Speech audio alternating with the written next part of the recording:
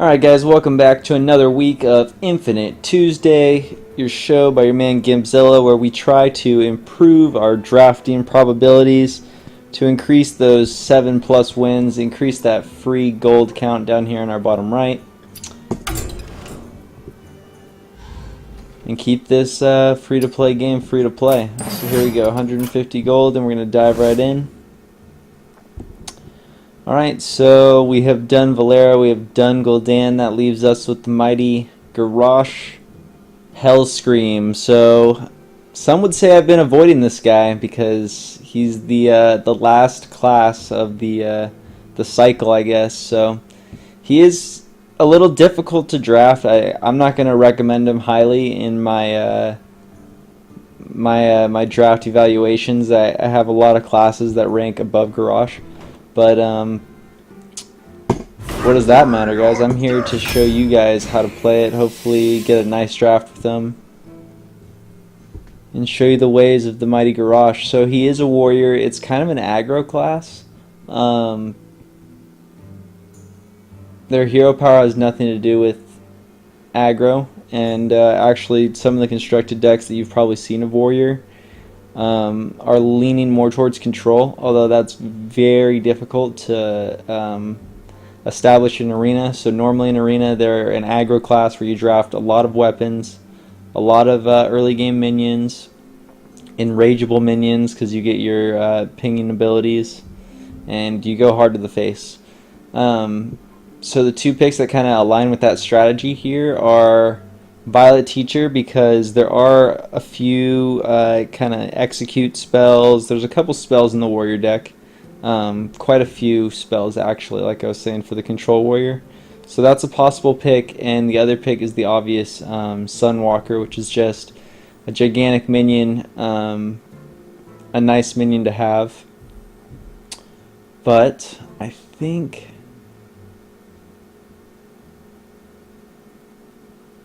alright, let's go Sunwalker, because if I get the aggro shell I want like a backbone of nice 6-drops that I kind of curve into perfectly. Harvest Golem, great aggro unit. Arcanite Reaper is going to be great for damage to the face.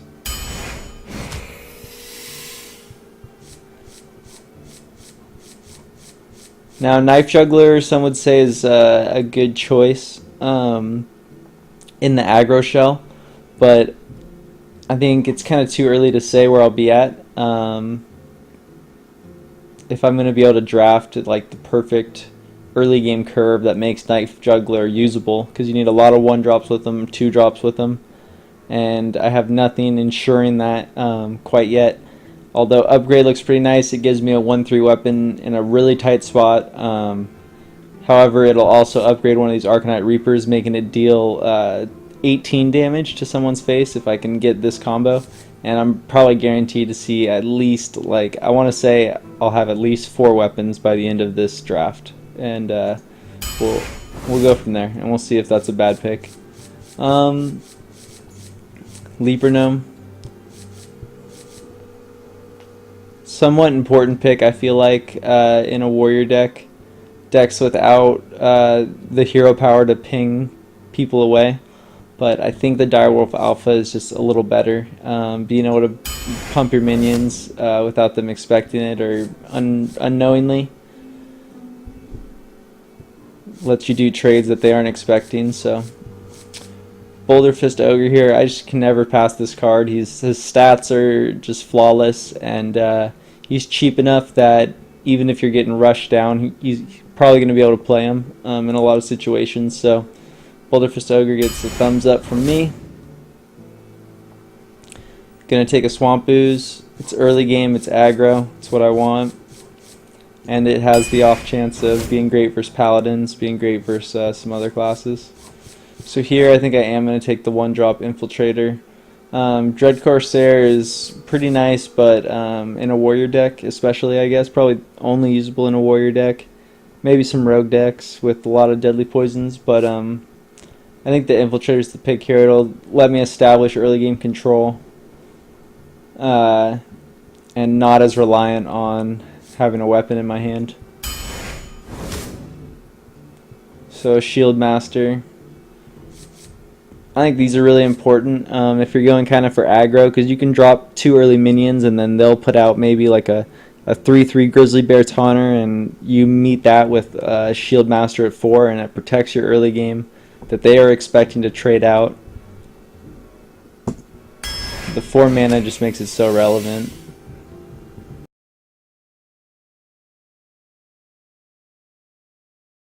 And get in all honesty.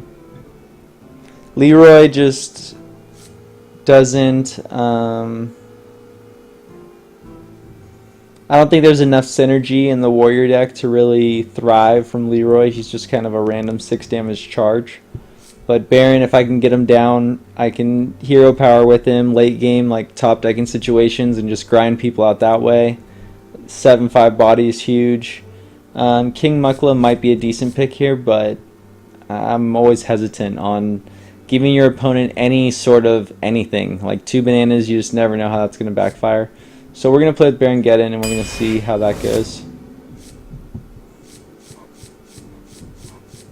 So Farseer's the creature. I think Whirlwind might be the pick, though. You just never know when you need that 1 damage on 1, maybe 2 minions. Maybe it'll enrage our own. Maybe we get an Acolyte of Pain that'll draw us cards with it. Whirlwind's a pretty powerful spell in the warrior arsenal. So here I want to keep my curve low, I think. So it might be a ghoul. I think I like the ghoul more than the brewmaster. The only question is the Argent Squire is a possible pick as well.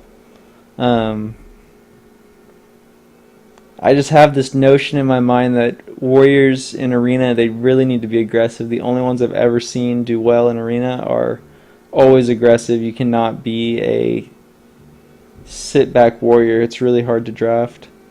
So I think I am going to do this. More early game options. I have potential pump here. If I get like a Sun Cleric, that's more pump. So let's do an Argent Squire.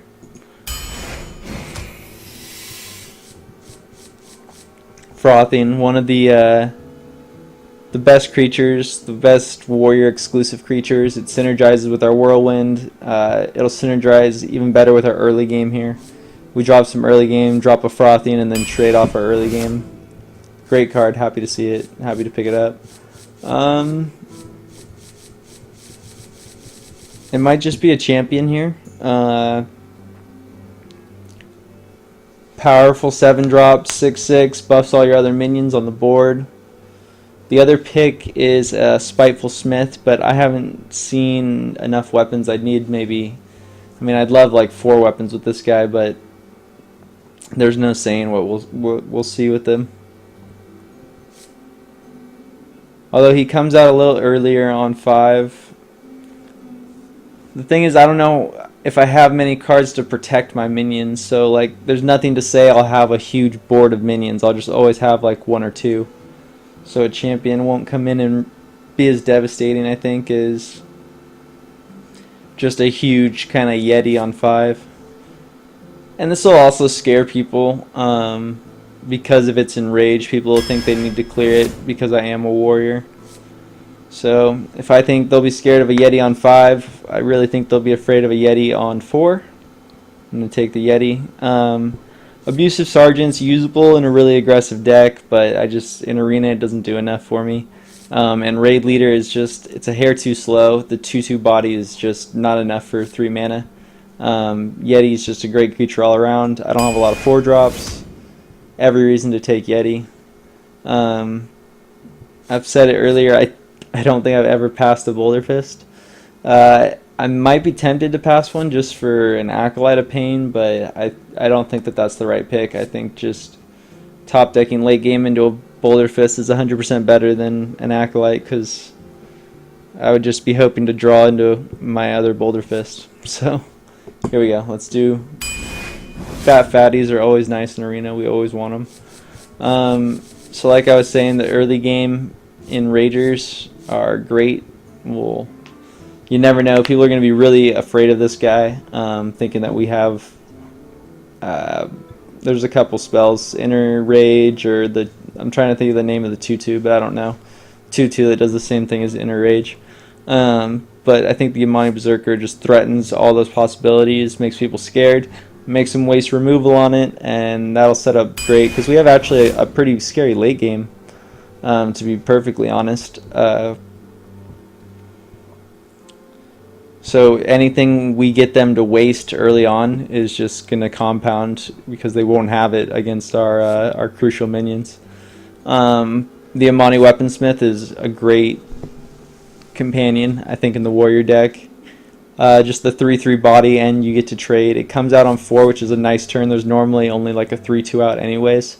So just sweep it up, get a 3/3 body on the board. Great tempo swing. Great card. Probably just the taunt. This is a really bad pick right here, but taunt just does the most of the cards here, and 2/2 body means, you know, it's a little bit mage proof, more so than the Voodoo Doctor, and I really don't have any spell damage cards going for me right now. So taunt, just put up a little wall, protect a minion that I need. Alright, these are some good cards right here. 1, 2, and is that really it for spells? Just 2 spells. The Auctioneer, I think that's the pick, even if I only have 2 spells. I don't really have any card draw yet.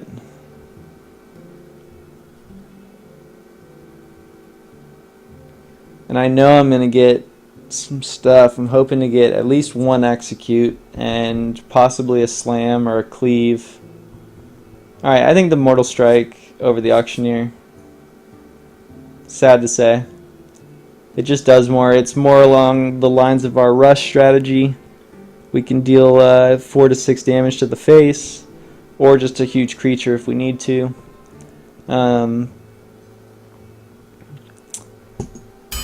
But that pick really made me highlight the thoughts of our lacking card draw. But I think that we're just heavy enough in the mana curve that we might not need card draw. We can just top deck and play off the top for a majority of the game and be alright. So I am going to go with the Charger, another great warrior exclusive minion. 4/3 charge, eats up some little guys if you have to. Otherwise, it's just a great 4 damage to the face, which is what our whole deck is trying to do, is just race some people out, hopefully before they can react with enough spells and enough mana. Because see, that's the problem with warrior is, like, I can't effectively use my hero power at 8 mana, whereas mages and druids are pinging off my 1/1 and playing a Druid of the Claw. Crazy plays like that, all I can do is really play my minion and heal a little bit. So I don't want to be doing that. I need to charge in early, enter Kor'kon Elite, enter Kor'kon Elite number 2.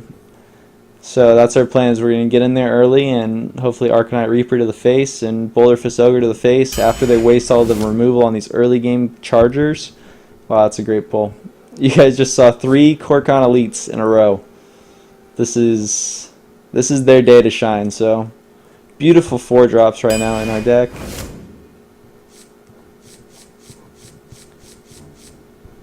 Warsong Commander, an obvious threat, but I think it's too slow. I think I just play the Murloc Tidehunter. It does more in the early game. It gives you more board presence. Makes people need to clear with an AoE spell, or somehow you can hopefully use the 1/1 after they ping off the 2/1, or I don't know. I think the Murloc just it does more in the early game. If I can get a Murloc into my Frothing, that's going to be great. Shield Slam, probably the best warrior removal spell.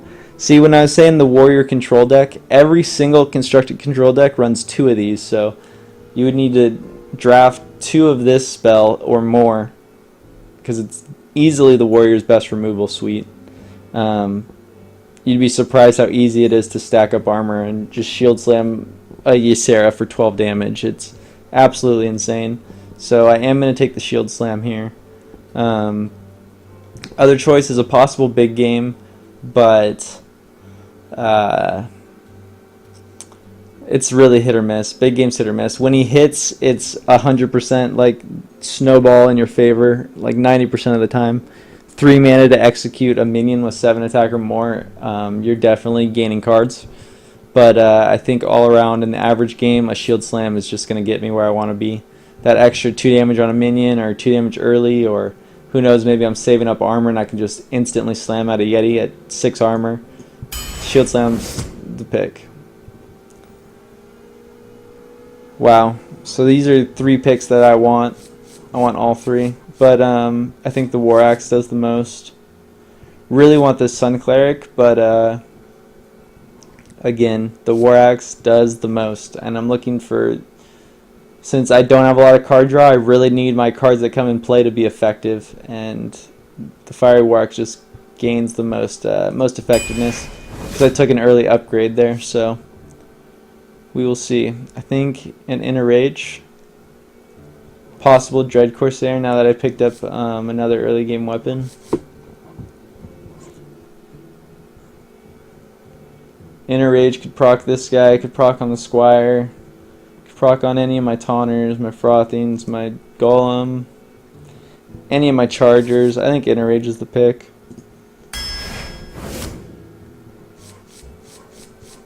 Here we go. I asked for a slam. Gonna take a slam. 2 damage, draw a card. I don't see anything wrong with that. For 2 mana.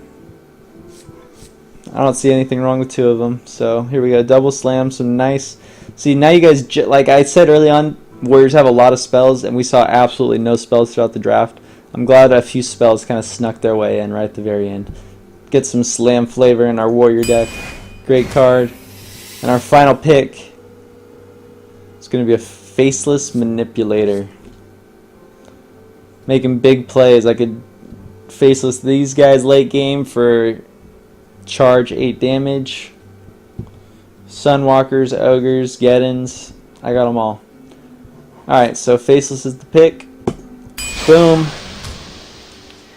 Very interesting looking Warrior deck, I would say. Not even half as aggressive as I envisioned drafting Warrior, because as I said at the beginning of this, I feel Warrior is a very rush focused deck in Arena. It's very hard to draft Control Warrior, so knowing that going in, that's what we looked for. We tried to pick up some early game units that are going to give us effective board control, and